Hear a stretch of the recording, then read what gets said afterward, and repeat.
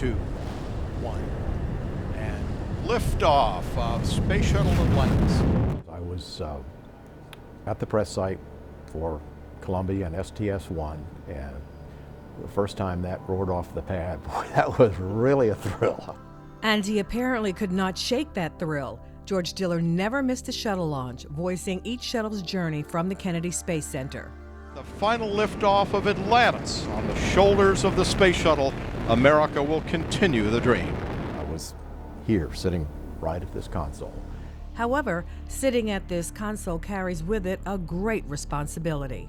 We're supposed to have enough information to be able to convey over the 5 hours of the count that by the time we get to launch, hopefully, someone watching has really come away with a better understanding of how the shuttle works and what the countdown is, and then what the mission is. What's the purpose of, why we're doing it and why we care.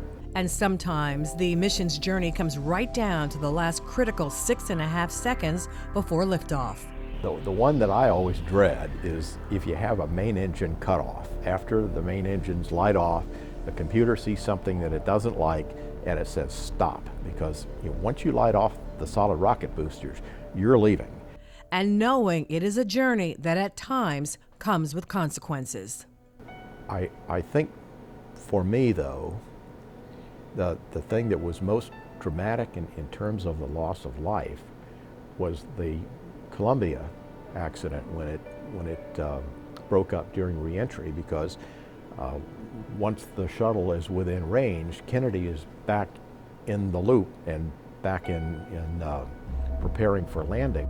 There is a launch contingency plan in place for such a time, but the launch commentator is a conduit for information to the public. But there's nothing you can do except to maintain your composure in trying to understand how the launch team and management is dealing with this in terms of landing, in case there's still any chance that it's going to come through. But I think when our mileage tracking station here at the Cape didn't acquire it, that's when I felt, I think we've had a very bad day.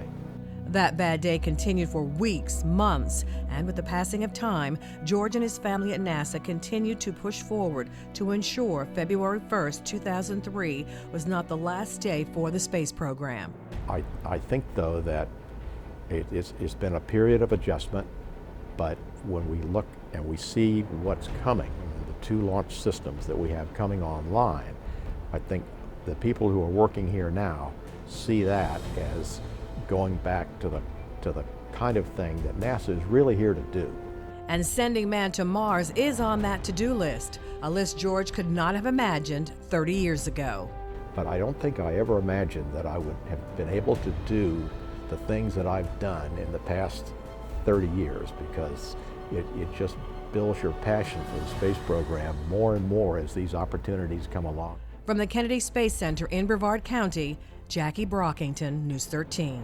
And liftoff of the Atlas V rocket with TDRS-K, broadening, enhancing, and improving the capability of space-based tracking.